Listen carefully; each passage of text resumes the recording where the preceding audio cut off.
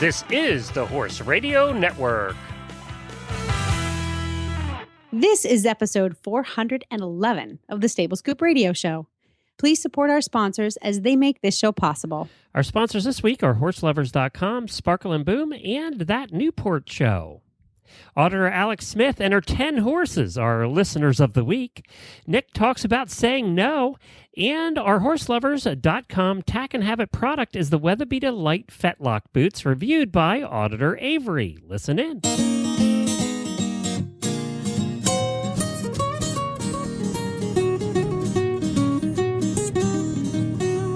Welcome to the Stable Scoop, with weekly shows delivered right to you. With Helena and Glenn the Geek, live from the stable, it's every week. They'll bring you the news through hail or high water, while using their tails as their own fly swatters. So sit on down and laugh till you poop, cause it's time again for Stable Scoop. Stable Scoop. Stable Scoop. Stable Scoop. This is Glenn the Geek. And this is Helena B. And you're listening to my favorite show on the Horse Radio Network, the Stable Scoop Radio Show. I guess it'd be sad if another show was your favorite show, wouldn't it? Well, Horse Tip Daily used to be my favorite show, but I really like getting to know our listeners this year. So for this year, Stable Scoop is my new favorite. I can't say what my favorite is, or I'll have like 4 hosts quitting. So I That's can't like saying, say, I'm which sorry, is your Helena. favorite child. That's right. We all know it's me. That's but right. We all know it's you, Helena. That's correct. That's funny. Well, we have a fun show. Lots of stuff going on in the shows here lately. We have Nick coming up, and it's funny because he said, I want to talk, because he does our productivity tips, and he said, I want to talk to you about how to say no. And I thought, that's something that all of us are not very good at. Right. We're all wanting to do everything, especially right when it comes to your kids. No, funny enough, my kids are the easy ones to say no to. I have a lot of practice. Was it always that way, or when they were smaller, was it harder to say no? It's harder now because she uses logic to argue. See that damn logic thing that teenagers figure out. Yeah. See, that's the problem. I find myself struggling to fight against the urge to say, because I said so. Because that's what every mom wants to say. Yeah. Well, the real explanation is just too did your parents use that one? complicated. Mine did all the time. Because I said so. Because I said so? Yes. Mine Yes. did. Yeah. Yes. My mother did. But even as a teenager, your parents have a reason and you're just trying to get your way. That's pretty much what it comes down to. You're just trying to get your way. Because isn't that, because I said so, just because you're so tired and you really don't want to have to explain it. That's exactly it. Right? You just do it my way because I said so. Yeah. I'm not going to although my kid knows by now, I'm not going to cave in. When she was little, I used to say, well, I consulted a parenting coach and I was like, all right, I need a way to let my kid know that she's traveling in dangerous territory, by pushing my buttons here. Like when I say no, no means no, but she pushes and pushes and pushes. And then I snap and I get really mad and then I yell your at Italian her. comes out. Oh, big time. So I said, how can I prevent this from happening? And she said, why don't you come up with a code word or some code phrase that lets your child know that things are about to get ugly? And Did it start with an F or not? No, we used to call it stormy waters. Oh, really? Say, you would say the waters are getting stormy? Yep. And then Grace, the waters are getting stormy. And then it was the seas are getting a little rough, And then, all right, Grace, there is a big gale force. There's a tidal wave coming. Just offshore. Yes. But, in order, you do have to associate the phrase. It's just like clicker training. You have to associate the phrase, the verbal cue. With the potential punishment that's coming. Consequence. So, you got to. Do you like your I phone? yelled at her enough times where she figured out what stormy waters meant. There's something that my parents and your parents didn't have to hold over our heads is taking technology away, like cell phones. Oh gosh, yeah. That's something that they didn't have to use over us. I mean, we're lucky if we found a payphone and had a quarter, so they couldn't use that. Nope. I remember when we would get done with, this is going back, and everybody over 40 will remember this. When we get done with sports at night and the parents had to come pick us up on the occasions we didn't make the late bus. Yep. It was from our high school to Terry Hill to where we lived was long distance. So it was more than a quarter. It was like $1.50 to call on the payphone. So we had this code set up that we would put the dime in at that time, and we would call, and it would ring twice, and we'd hang up. And my mom knew that if the house phone rang twice, it was time to come pick us up because it was long distance to call from the school to the house. That's so funny.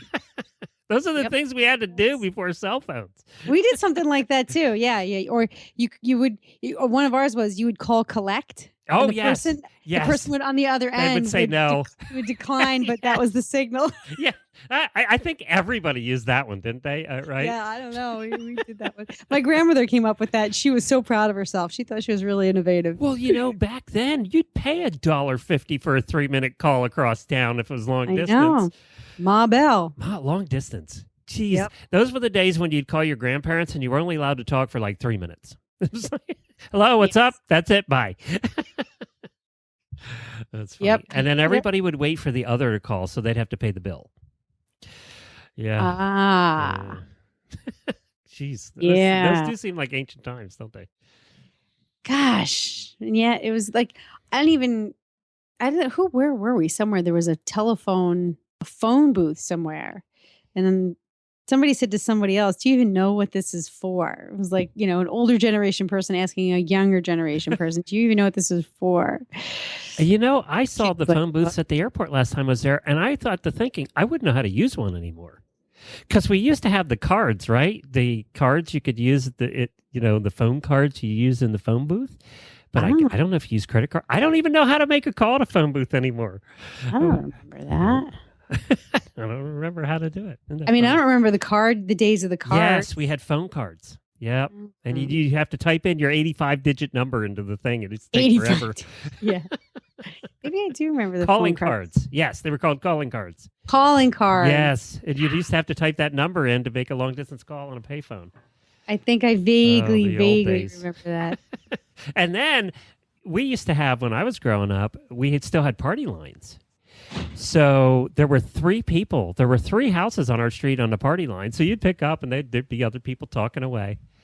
Huh. Yeah. So, and then of course, every time and somebody would have to hang up in order to make another call. Yeah. That's Yeah. right. Yeah. You're like, who's going to hang up? Not and you'd me. hear the people if you were the one talking to your friends or whatever, picture this, your teenager trying to talk to your friend, right? And you hear people picking up the whole time and they can hear everything you're saying. Yeah. Oh, the days of party. Or the worst when you had, kids don't what about remember. when you had multiple phones in one household and somebody would pick up the extension upstairs and you're like, hang up. Yeah, but it used to be my I'm on brother. a phone. That's right. Siblings were good for that. Yeah. You couldn't have a private conversation with anybody back in those days. You could not. Nope. No, and everybody under 30 does not have any idea what we're talking about right now. They have no clue. No clue. All right, let's do this. Let's get Nick on right after we talk about horselovers.com. I got to tell you, we've been buying stuff over there. They have had some tremendous sales. Like they have an Independence Day sale going on right now. I think that only goes on through today. But you just have to go over for their deals of the day and their flash sales. And right now on the flash sale, to give you an example, they have Pessoa classic ladies shirts, show shirts for $16, regularly $80. Wow. They have a Western breast collar from Tough One that's regularly $63 for $38. So, you just have to take a look at their website almost every day because they always have stuff going on. They also have, I wanted to mention the spring sweepstakes. Hold on a minute. I got to stop you there for a second. That show shirt is stretch cotton. I know it's a Pessoa. It's wow, not like it's a $16.99. I know, for a show shirt, dude. I would get my horse show ready just so I can get the bargain. That's actually a really nice shirt. It is a really nice shirt. And you know what else they have going on right now? I wanted to mention this is they have a sweepstakes going on. You know how Horse Lovers always does their great sweepstakes. Well, it's their 2016 spring sweepstakes. You just go there. You can enter now for off the homepage. It's $15,000 in cash and prizes. So, and they do the best prizes. You know, last year during the Radiothon, during the Christmas, they give away a trip. And the person won the trip and came here to Florida to Disney World. They had an all-expense trip to Disney World. And they had a bunch of the prizes that this girl won shipped to our house at the studio here. And she got to check them out, and they did pictures here at the studio. It was these 2 huge boxes, and that was only one of 12 boxes of prizes. Talk about a good Christmas. And this girl was very excited, by the way. She was an inventor out of California. So, yeah, check it out and sign up for the sweepstakes. You're eligible for that, by the way. You're not exempted from that. So. That was my next question. Yeah, no, you're good. You can sign up at the sweepstakes on the, just go to the homepage and go to Deals of the Day, and you'll find the 2016 Spring Sweepstakes. Win $15,000 in cash and prizes. There it is. Yep. There it is. 15,000. Enter now. All I have to do is... Horselovers.com. Oh, it says, sorry, you missed it. Oh, is it over? Yeah, 2016 Spring Sweepstakes has entered. Oh, no. You missed it. Dab nabbit. Oh, we tried. I tried, everybody. But keep here's the out. deal. Sweepstakes or not, I'm looking at their flash sale, and they got some... So that shirt that we were just talking about, the classic, the Passoa Classic Show shirt, that's $16.99. That's just for today. Yep, and it changes every day. So probably by the time you hear this, that'll be done. But I wanted to tell, I just want to give you an example of the kind of things that they have on there. So you really do have to just set it to go over every day, or better yet, just sign up for their emails, which have it on every day. They do a little alert. Yep. Okay. Yep. So check that out today. Sounds like a familiar model. Familiar, yes. Familiar that we can all appreciate. I like it. I like that we can move over to this new Horse Lovers version. I think it's really good deals, though. I mean, really good. So check them out. Yes. And right now we're going to go learn how to be more productive, as we do once a month here on Stable Scoop when we get Nick Snap from the Make It Snappy Show. It's time for our productivity tip of the month with Nick Snap, host of the Make It Snappy Productivity Show. I am so glad you're back on, Nick, because Buck and I were just talking about how to say no more often so that we could lead more proactive lives. It's been a whirlwind. And I mean, this is sort of the general problem I think that your listeners really appreciate you're helping them with, which is how to go from being reactive and just surviving to living a more proactive life. And saying no, I think, is a key to that. So I'm really excited to hear what you have to serve up this week. I'm so glad to be here. I'm glad you're excited. I think this is a really important topic that we need to dive into for sure. Yeah. There's a lot of I'm a people pleaser. And so for whatever the cause is of my saying yes to too many things, I think there's an element of having to dig into that. Why do I say yes all the time? But even more important is how to convert that uncomfortable yes into a solid no. So that's right. That's right. Well, I was going to start in a different direction, but since you said that, I don't want to lose that thought, that uncomfortable yes into a solid no. It's one thing I've learned is just not giving excuses, just saying, no, I don't do that, or I don't support those sort of activities, just really kind of cutting it off there. If you give that excuse and I talked about it recently, you're almost empowering the other person, to challenge you. So if it's being invited to some place, some event that you don't even want to go to from even a family friend, it's no, at this point in time, I'm actually even getting to excuse myself, but it's just no, we don't go to these types of events. They're not right for our family. It's trying to make it as straightforward and clean as possible is one of the keys. That's hard to do. Yeah, it is. And then it's hard to do in and of itself. But then once saying yes becomes a habit, now you have to break the habit of saying yes, as well as overcoming the inherent challenge of making that no a solid one. You have to really believe that you have the right to say no. Right. And you know what? When you say no enough, or if you've even experienced somebody else telling you no. So I invited a couple people on my podcast, larger names. And I remember the response I got from their representative, their agent, was this person made a deliberate decision 3 years ago not to do anything outside of their core responsibilities or their core activities. Mhm. So we don't go on other people's podcasts.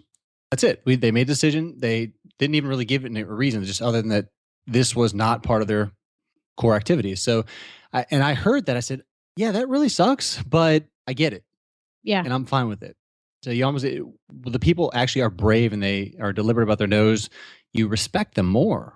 I know I do. And it's nice that they make it a blanket no, because it's not personal. It's not about That's you. right. It's not, no, we don't want to be on Nick's show. It's just, no, we don't do that. And that really, I think that helps you to maintain whatever social or business connection that you might want to maintain, but Mhm. still allow you to say no within that context. Right. Because it's not personal. It's not about you. Right. And kind of going back to like the family barbecue thing or whatever, a friend asked you to go to the barbecue. And I love how you said that, because you're not making it personal. It's not about the person. So if you were to make some sort of excuse where, oh, I've got this other thing going on, maybe it's not true, maybe it is, but you give them that window, they're going to invite you again. Right.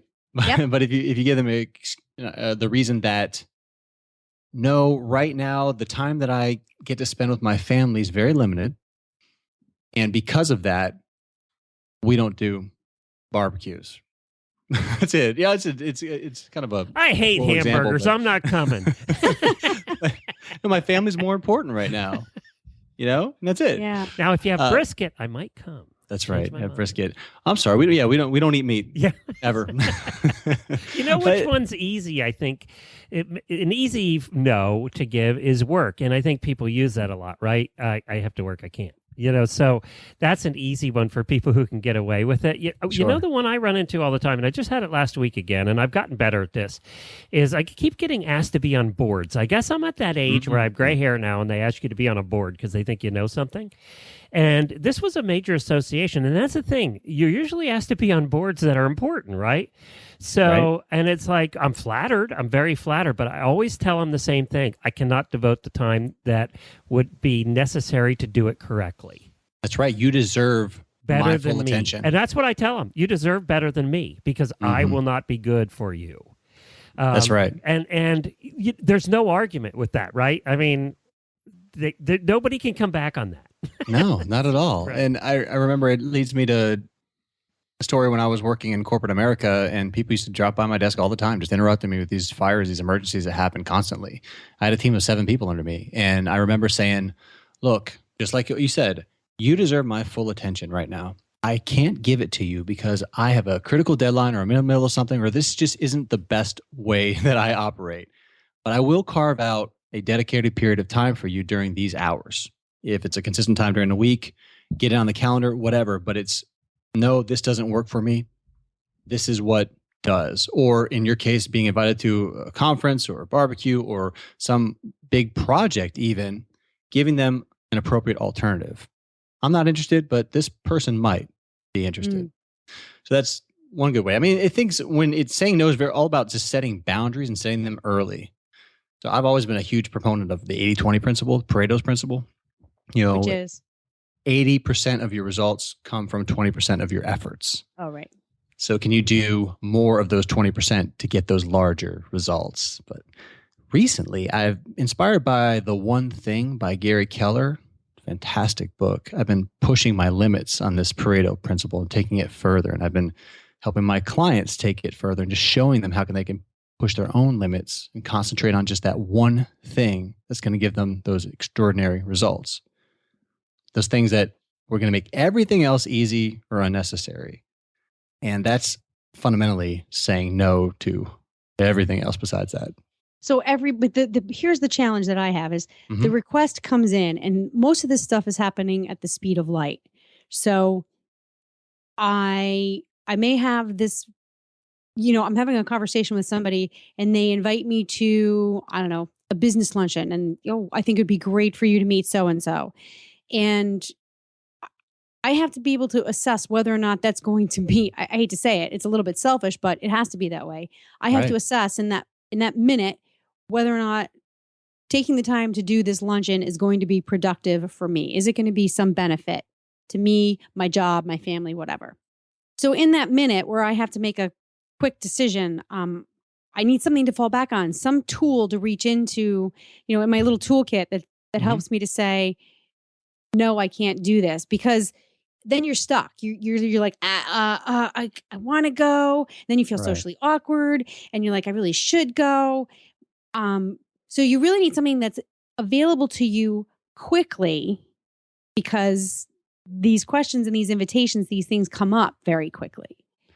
Right. And that's a really good point. You said the blanket statements are good, but I think the first exercise is, if you don't know what that one thing is, to find out what that one thing is in this particular point in your life. So at that moment, or just sort of sit down when you have a few minutes and say to yourself, okay, I'm only going to accept invitations for A, B, and C. Anything beyond that, I can't do.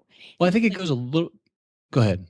What I'm saying is that's a pretty broad statement. It may be helpful, but there are these one-on-one situations I don't think that's going to apply for. So I guess I'm looking to you to say, what's your line of thinking as these conversations come up? Sure. And the tactical piece is huge. So if something, it goes, for me, I zoom out and I think about, where am I right now in my business, in my life? What are those major issues that I need to solve?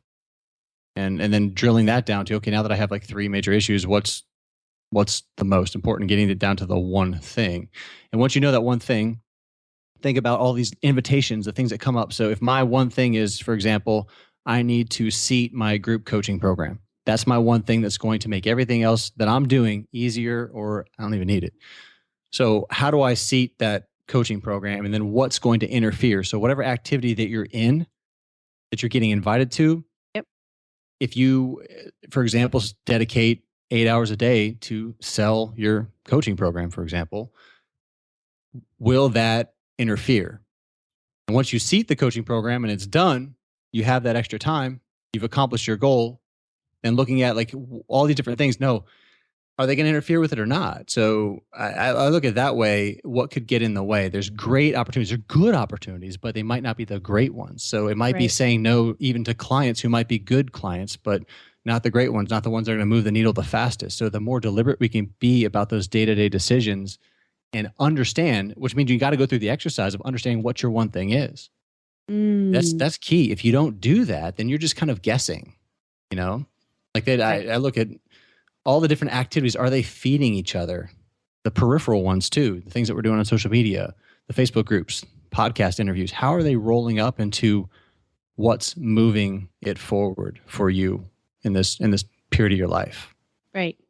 And there's also so establishing your goals. I mean, really understanding and internalizing what your goals are will give you a better picture of what tactical things you should and should not do in order to meet those goals. And then this way, when those tactical invitations come up, you're better able to identify those as being productive or unproductive.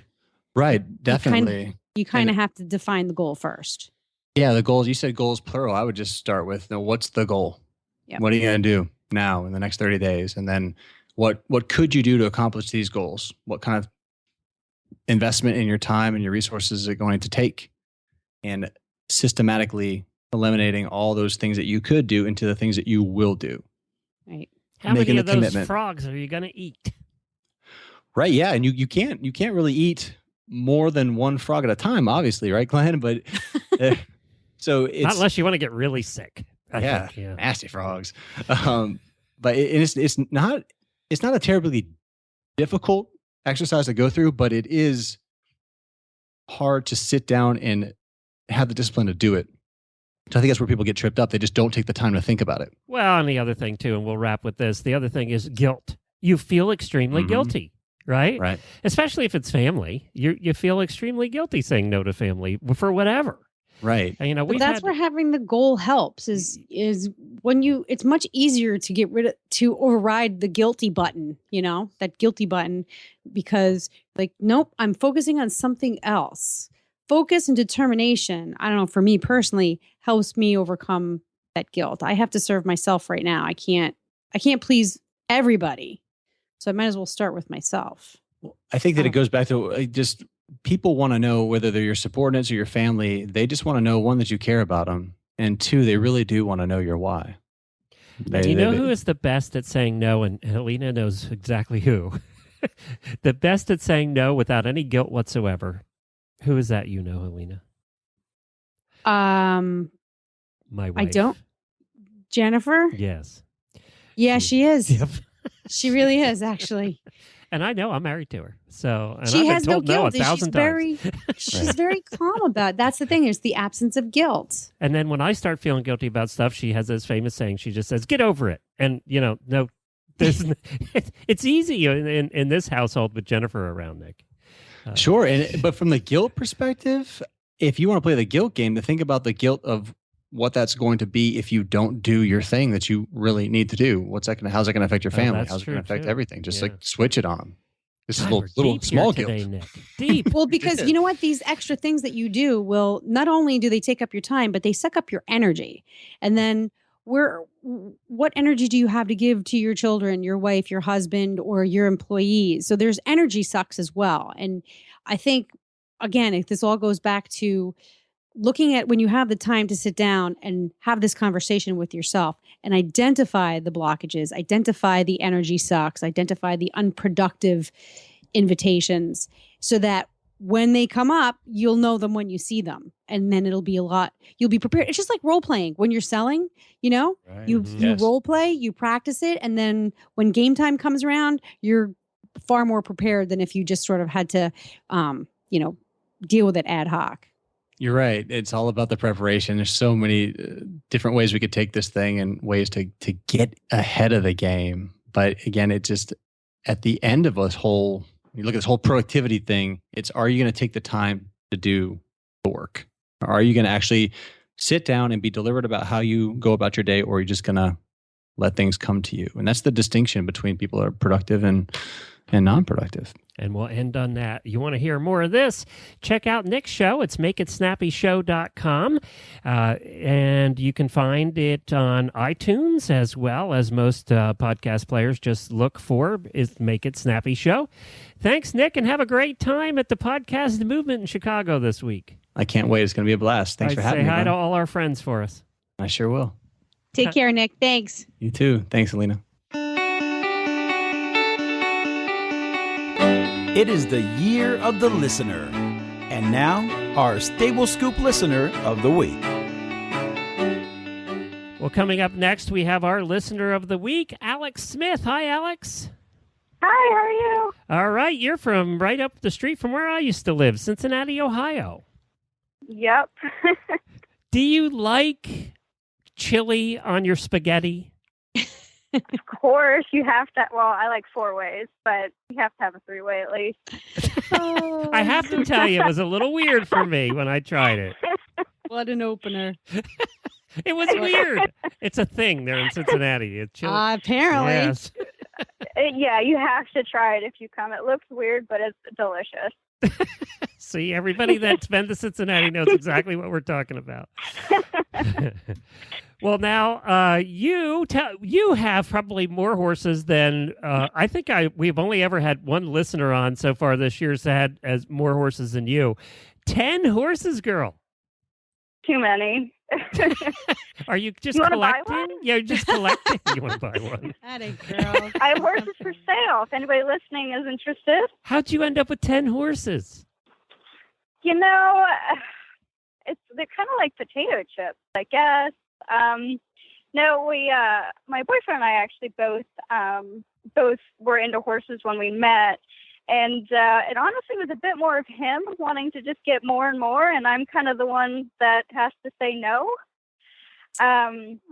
But we mostly have Arabs now. We kind of started into the endurance riding, and then we actually are now into the racing. So we kind of accumulated more and more as we got a little bit more into breeding at this time. So half of the horses we have are actually babies and foals, so newer ones. And you got into Arabian racing? Yeah, we I was an event rider before we met, and my boyfriend actually was doing the endurance scene, and that's how we started ending up with the Arabs. And we did a couple endurance rides, and took it seriously for about a year. And honestly, we kind of got to the point where we were kind of tired of spending money and not making any. So we a couple of the broodmares we Welcome had. to the horse world. I know. And a couple of the broodmares we had were actually off the track Arabs. So we kind of started to get looking into that. Michigan was where we bought them, and they have a racing scene up there. And we figured, well, why not, try it, at least. And so we bought a filly last year as a 3-year-old. And she actually started on the track this May, was her first race.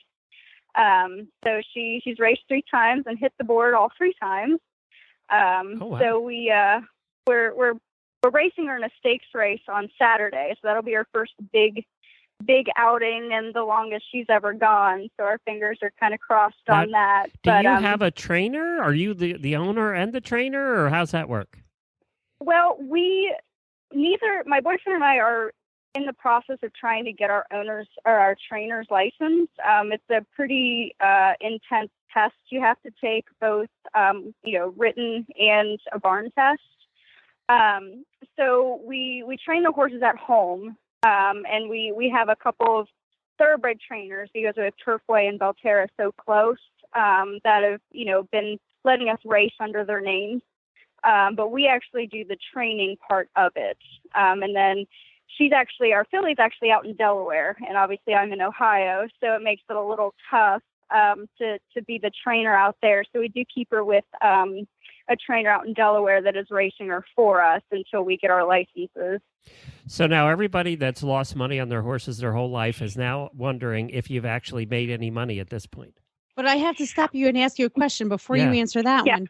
We're talking about racing Arabians or racing thoroughbreds? Racing Arabians. We did dabble a little bit in the thoroughbred world over the winter. Our Arab filly that we bought her as a 3-year-old, and she just wasn't quite mentally or physically mature to start on the track, so we wanted to give her another year. And being in Cincinnati, we're so close to so many thoroughbred tracks that we actually bought a thoroughbred in December, and we raced him a couple times. He finally broke his maiden after 28 starts. Oh. And then right after that, he kind of told us he didn't want to race anymore, and kind of just putzed along in the middle of the pack and never really made a charge for the front. So we kind of said, well, I think after 30 starts, he's done. So me being an eventer, I actually kind of looked at him when we bought him as an event prospect once he was done. So that's my current project right now. But as of right now, we just have Arabs on the track. How long? And so there's just an Arab. Sorry, Glenn, this is so fascinating to me. So there's an Arab circuit. It's not like, are there tracks specific to Arabian racing? Or so there's only I believe there's only a few states that race. The closest one to us is Michigan. Okay. And then Delaware is the bigger track, and then Texas in the wintertime. The reason why we chose to go to Delaware is kind of on par, and they do thoroughbreds too, but they're a bit more on par with like a Churchill Downs as far as there's purses. Whereas Michigan's a bit more on the Turfway, Belterra type purses. So for the same race that we would race in Delaware for $10,000, we would race in Michigan for $4,000. So that was kind of our reasoning on why she's actually at Delaware, which is an 8-hour drive as opposed to Michigan, which is 4. How long a race do they run? Right now she's been racing 6 furlongs. We think she's a bit more of a route horse, so the stakes race is actually a mile. But Michigan runs 4 furlong races, which doesn't really make a whole lot of sense to me because they're Arabs, not quarter horses. Yeah, I was just going to say, Arabs are just getting warmed up at a mile. Yeah. Exactly. So it's still early in the season, so a lot of horses are, not quite fit yet. So that's why they're waiting to do the mile and a half type races. So that's what we're gearing towards. But for the most part, they race about the same distances as thoroughbreds do. Huh. Well, did you ever think growing up that you'd be a racehorse owner? I remember when I was a kid going to what was River Downs at the time, and watching the horses. And so I always, kind of thought, it'd be cool to do that. I never thought Arabs. I never really was an Arab fan growing up, but now I have 10 of them somehow. But no, it really is a lot of fun. I mean, even just with like the thoroughbred we had, that first race, watching him and then watching Lily, our Arab's first race. I mean, my heart was beating out of my chest, and I'm watching it on my cell phone, like in my parking garage, because she's all the way out in Delaware. But it's a lot of fun, and the people are super, super nice. I mean, you have your some that aren't as nice as others, but honestly, everybody's been very welcoming, kind of being novices in the sport. But yeah, it's a lot of fun. Well, that's really cool. And what you can bet on them and everything, Yeah. right? Just like thoroughbreds. It's just Actually, her first race, I think I won $50 on her on a $2 bet. So I was like, oh, this is good. And then the second race, her odds were not very good, and I think I made $1. See, that's the thing. When they start to win, their odds go down. So exactly, yeah. So I was like, oh, we need to really do really bad this next race. Then the following one, she has some good odds, but. And I assume it's like thoroughbred racing, where the jockey gets a cut, the trainer gets a cut, and you get what's left. Yeah. So the trainer gets 10%, and then the jockey out in Delaware, I believe it's the jockey will get 10% if they hit the board. And then they get an actual fee for riding, which they actually take that out of your check. So everything's already paid before you get your physical check. Right. Huh. Well, very cool. And what do you do for a living to pay for all of this? I work at a boring insurance company. Hey, I did that for 15 years. I know what you. Yeah, so I'm stuck in a little cube for 8 hours a day, and it takes me an hour to get to work one way. And yeah, it's kind of to have as many horses as we have, we had to find some place a bit farther out in the sticks, and we just commute. And then my boyfriend owns a personal training gym, so he also commutes an hour to work each day. She found herself a strong, hot guy, apparently, Helena. When do you eat and sleep? That's what I want to know. I get up at 5:30, and by the time I sit down in the evening, because my thoroughbred that I'm doing eventing with, and then our Arab stallion that I do dressage with, I actually keep them at a barn that's halfway in between. So as soon as I'm done here at work, I stop at my barn, I ride, and then I go home and then have, the horses at the house take care of. So generally it's about 9 o'clock by the time I actually eat dinner. Wow. That's a long day. Yeah. When do you have time? You say you listen to a bunch of the shows here at the Horse Radio Network. You must do that in a car. No, actually, it's what keeps me awake in my desk. I guess I hope nobody I work with is listening, but yeah, it keeps me sane, and that's I don't know what I would have done before social media and Facebook to get my horse fix in. Yeah. I know. I wish on some of those long trips we would take starting at 3:30 in the morning to horse shows. We had podcasts to listen to back in the day. Would have made the trip go a lot better. That's for sure. Well, yeah, definitely. Well, before we get to your rapid fire questions, we asked you what was one of the most adventurous places you have ridden, and I know that Jennifer has ridden there and absolutely loves it. I don't know if it's adventurous, but it's just beautiful, and that's Shaker Village in Kentucky. Oh, I was there. Yeah. Yes, you were. We were there together. Gorgeous. Yes, yes. Yep. That's awesome. Yeah, what was really cool because we've ridden down there to do the endurance rides, and I think they stopped doing the rides out there. But you'd start right at dawn, and the first part of the courses would be kind of near their rock walls where they would do a lot of like the fox hunts, like the faux fox hunts. Yeah. So you'd be riding, along a rock wall, and then all of a sudden you see like a bunch of deer just jump out, from nowhere, and it was. Yeah, that's my favorite place to ride. Honestly, if I don't really do trail riding anymore. I just don't have time, and especially now that we don't, do the endurance as much. But I'd love to just take the horses out there one random weekend and just ride for the fun of it because it's gorgeous. It's hilly, and there's like waterfalls and streams and all kinds of stuff in through there. Oh, yeah. Well, What I liked about it so much being an event rider was it's a lot like a cross-country course. So you could pretty much canter the whole thing and, kind of take it as being a cross-country course without the jump. Well, were we there when they did the hounds in town, Helena? No, I missed it. Yeah, Jennifer and I had gone down for that a couple times. They do have a hunt down there, and this is below, for all those that wonder what we're talking about, it's Shaker Village in Kentucky below Lexington. And if you just go for the historical part, it's cool.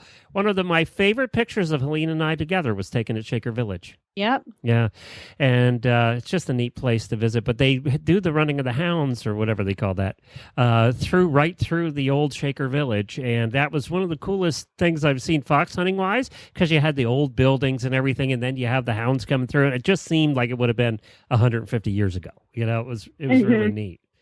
It was really neat. Well, that's very cool. How did you hear about Horse Radio Network in the first place? Well, actually, it was when I first started working for the insurance company. A lot of my friends, yeah, exactly. A lot of my coworkers were listening to podcasts, and I never really, paid attention to them. I knew what they were. And then somebody was talking about how he was listening to a podcast on, I don't know, like Comic-Con or something. And so I just started doing some Google searching, and that's how I found it. And I was like, oh, this is great. So, yeah, basically I was bored. Very cool. Well, Helena, are you ready? Yes, sir. Right. I am ready. Okay. Here we go. These are going to be rapid fire, so you got to be quick. Okay. Okay. What's your favorite food? Any kind of seafood. What's your least favorite food? Avocados. What's your biggest equestrian pet peeve? Helmet covers. What? Sure it is. Enough said. Do you have a favorite professional or celebrity equestrian? I do love David O'Connor. I took a camp with him a couple years ago, and he's just amazing. What career, other than one with horses, would you like to try? I would like to be a chef. I love food. If you won $1 million and you had to spend it in 1 week, what would you do with it? Does it have to be horse related? Nope. I would buy a farm in Ocala. Welcome down. Come on down. There's a lot for sale. You can be my neighbor. I know. I don't know if $1 million would be enough, though. Oh, yeah. You no could kidding. do just fine down here for $1 million. You'd be good. Well, she would need like some extra. Although you have 10 outfit. Horses. That's amazing. Yeah. All right.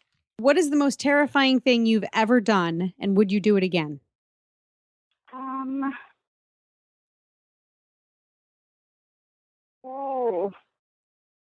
I would say when I was actually in high school, I had to do a speech in front of about 200 people in our auditorium.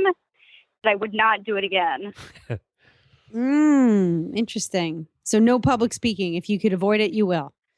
Exactly. Got it.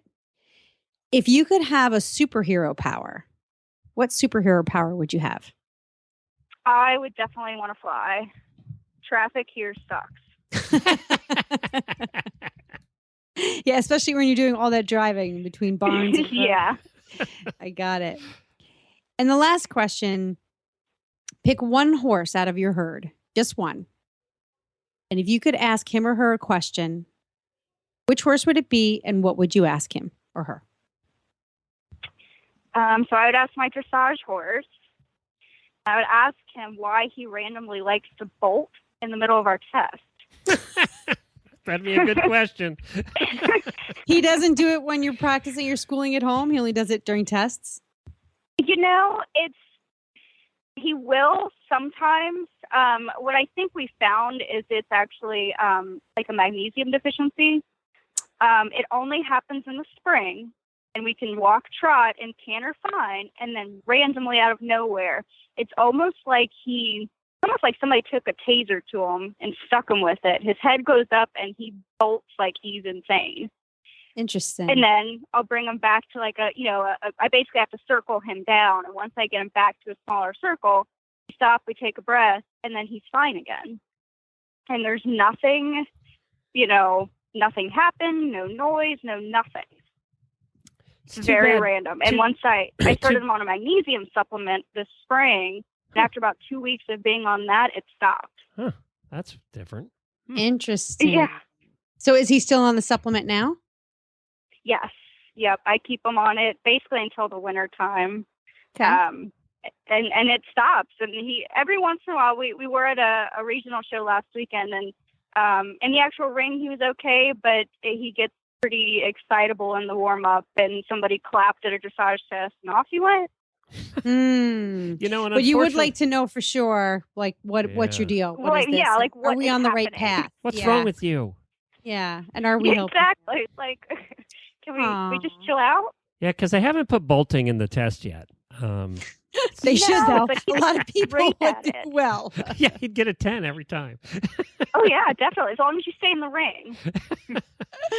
Well, I am so excited to talk to you. We have not talked to anybody yet that owns Arabian race horses, so that's very cool. And you said the race is this coming Saturday. Send me the details, and I'll post it on our Facebook page so everybody can watch, okay? Wish her good luck. Yes, that's right. Yeah, So send me the totally. details, the name, and what race, and all that stuff. Yeah, I know. So generally, always the last race of the day or the last two. If they split, I think they'll split the boys and the girls down at Delaware Park. I'm not sure the post time yet, but yeah, I'll get that to you. Okay, that sounds great. Well, Alex, thank you so much for joining us. Thank you also thank you. for being an auditor. We really appreciate that. And if it makes you feel any better about your fear, you said you spoke to 100 people, and that made you nervous. Well, you've just spoke to 180 times that. And yeah, but I'm not looking at them. That's true, and especially when it's high school kids. That's why we do. That's right. podcasting. You don't know that Helene and I weren't making faces at you like those other kids were. So that's true. You don't know that. All right, thanks, well, she Alex. does now because we pretty I much gave it up. I know. I'm sorry. All right. We'll see you, Alex. Thanks, Bye. Alex. Well, Helena, I see you're doing some cool stuff with Sparkle and Boom right now. Yes, sir. Sparkle and Boom is launching headfirst into the podcast network arena. So you guys have heard me talk about that Newport show, which is the podcast that Buck and I launched after attending PodFest in Tampa with the Horse Radio Network. So I already own a marketing firm called Sparkle and Boom, which again, a lot of our listeners have heard about. Sparkle and Boom offers creative and practical marketing services, which is a little bit different in our niche industry. But a lot of what we do is advising our clients about how to get their message out. And sometimes that message is just really fun stories or interesting information like we have with Nick Snap and the Make It Snappy Productivity Show. And through a lot of our client connections, we found that podcasting could be just the right platform for them, their stories, whether it's business related or entertainment related. And so we now have the Sparkle and Boom Podcast Network, upon which our flagship show, that Newport show, has found its home. Wow, geez, I didn't even know that. So very cool. Congratulations. Thank you. you. Well, you should know something about podcasting. You've been doing it longer than most people. So I have, and thanks to your expertise, your guidance, and your mentorship. It was my keynote speech at PodFest that really motivated you, wasn't it? And you said, make it about the network. You have a great show, but you know what? You make one great show, and sure enough, they'll be lining up at your door for 2 great shows. And then pretty 3 soon you'll be great exhausted shows. like me and doing 10. So And I will not do 10. I will well, not do 10. congratulations. That's terrific. Thank you very much. People can find out more at sparkleandboom.com. Sparkleandboom.com. Just click the link that says podcasts.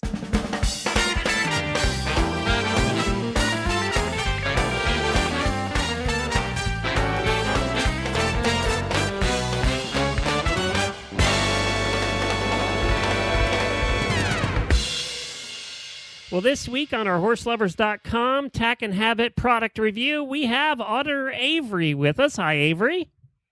Hi, Glenn and Helena. So, where are you from, Avery? Washington State. Washington State. Wow, way out there. Yeah. And you are reviewing the WeatherBeeta Lite Fetlock boots.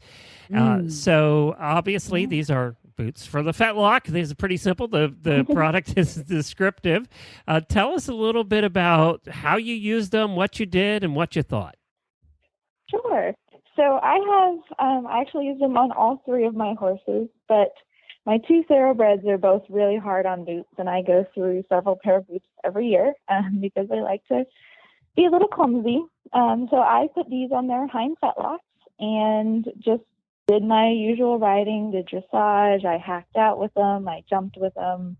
Didn't go cross country in them, but I did stadium jumping. And just kind of put them to the test and used and abused them. And they held up. I was really surprised. I've had a couple pair of WeatherBeeta boots in the past, and these held up way better than anything I've ever used. They surpassed the current boots I'm on at the moment that have fallen apart. And aside from the dust and dirt that, just hoses off, they don't actually have any scuff marks, any tears, any nicks or anything on them. They look almost new, even though I've been using them for about a month now. Oh, wow. Wow. And are they, is it super Velcro or how's the Velcro? So they have one of those double latch closures where you pull the inner Velcro across, and then there's the outer tab that folds over. So it makes it a little bit harder if their feet get tangled up. It's hard for them to knock them off. Yeah. And it's very strong Velcro. It holds really well. I don't have trouble getting it off. And the inner Velcro does have a little bit of elastic on it. So you're not risking pulling them too tight and harming your horse's legs. That is a problem, actually, with some of them. You can do that, right? Yeah. Yep. Yep. Definitely. There's a lot of problems. Definitely. And it looks like there's a keeper over the Velcro, too. So if that extra tab, you got a little extra tab there. I hate it when it flaps. Yes, and that was the one issue that I did have with the boots. I mean, I used them on all three of my two thoroughbreds and my Mustang, but I felt like they were a little bit big on that Velcro flap, so it did hang out a little bit. But having that little tab there kept it from flopping around when you were riding. Cool. That thing is called a sandwich closure. Did you know that? No. I did not know that. I knew it had to have some sort of a name. Yeah, I didn't know it either until I read the description, and I went, what the heck's a sandwich closure? I didn't know. Yeah, that was a new one on me. I guess somebody had to come up with a name for it. So, yeah. Well, that's very cool. Did they stay in place, or did they tend to want to twist? Are they contoured correctly?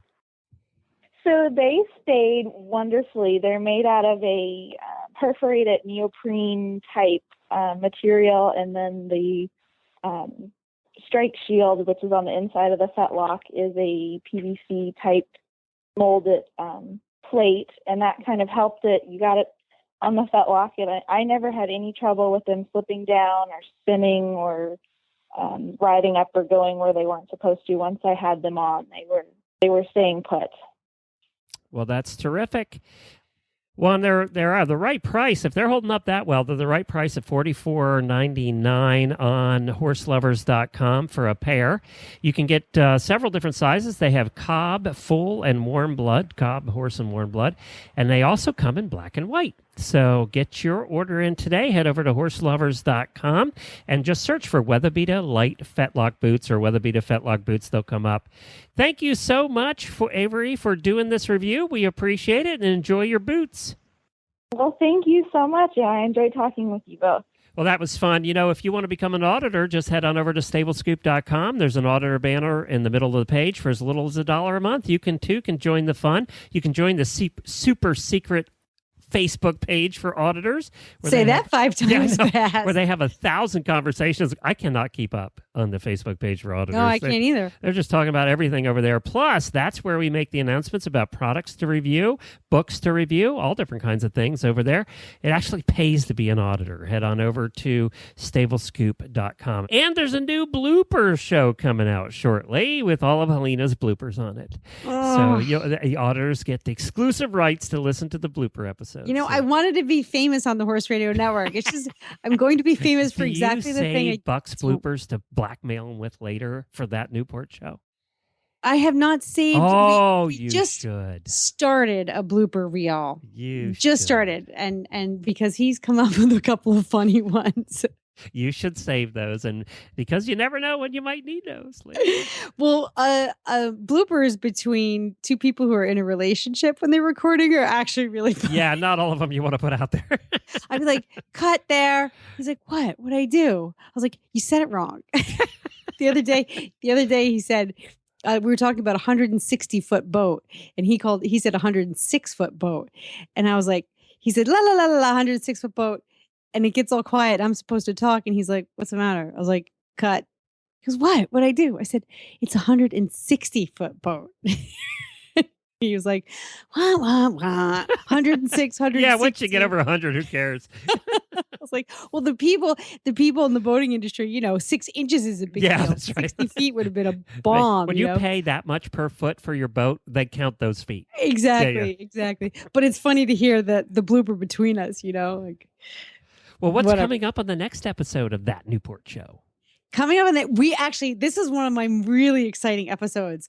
We spoke to a guy named Barry Hinckley, and Barry started a company called Yacht Me, and it's an app. Yacht Me? Yep. It's a party app. Oh, really? So cool. At first I was like, this is dumb. But then I met a couple of people at one of the boat shows in Newport, and she says, I have the Yacht Me app. I've been to Yacht Me parties. It's a great way to meet people. So is it basically, for singles or no, it's for anybody. You could use it for business networking. Anyone who like shares your passion, or if you're new in town, you download the app to your phone and you put in your profile as you would, like it could even use your Facebook profile if you want. And then you type in your location and all the now they're private parties. These are private parties. So all the parties will show up near your location. And you look at the description, you figure out if this is something you want to attend, and you submit your profile for an invitation. Now, the downside is you could be rejected, but most of the time you're Does it accepted. depend how big your boat is? No, okay. There's all different kinds. It's not just swanky parties. There are cocktail parties, but there's like beach barbecue get-togethers, people who like to surf, people who like to ride horses. And it's a mix. It's not just singles. It's couples and singles. And do you have to own a boat?